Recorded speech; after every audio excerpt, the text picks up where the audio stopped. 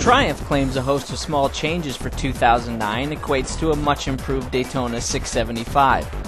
And, for the most part, they're spot on. The added horsepower and torque, plus much more usable internal gearing, made for a far better all-around motorcycle. The only problem? A lack of setup time held the very capable Triumph toward the back of our group in the Super Pole session. We did the best with what we had, and we definitely got it in the ballpark. But in this extremely competitive group, a second can mean the difference between first and last place. First, the difference between the Japanese bikes and the Triumph, it feels taller and much thinner. When you step on it, when you climb on it, it's very thin. It's like between your leg, the tank, feels like a very small bike. So the motor is somewhere between the inline 4 cylinders and the twin, It's obviously it's a triple, and it revs out pretty good, but just not as high as the inlines. But again, at Willow Springs, man, that bike was just so easy to ride. That 675 is a good bike, and they've fine-tuned it a little bit for 2009. I think the 675 will surprise some people once again. Some people complain about it being really tall in the back, but I think it's awesome because the way corner entry with the front end being lower. It gets in really good, and the thing is pretty planted to the ground. The foot pegs are really high on it, which I like.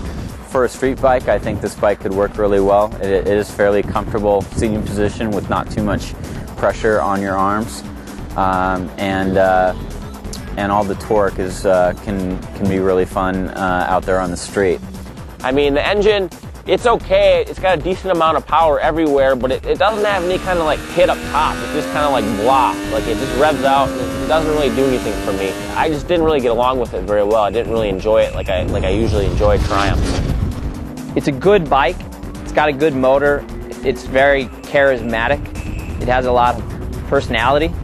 It was still within a second and a half of our fastest bike, so it was right there times-wise.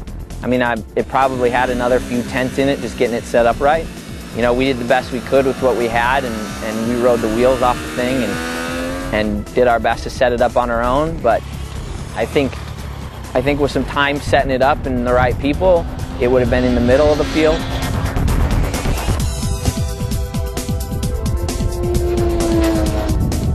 However, the torquey inline triple engine was a refreshing change from the screaming 4s and thumping V-twin, adding a very cool element to the test.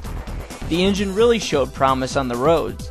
However, an awkward riding position held it back in the overall standing. It may not be the most refined of the bunch, but that's half the appeal. If it's character you're after, Triumph 675 has it in spades.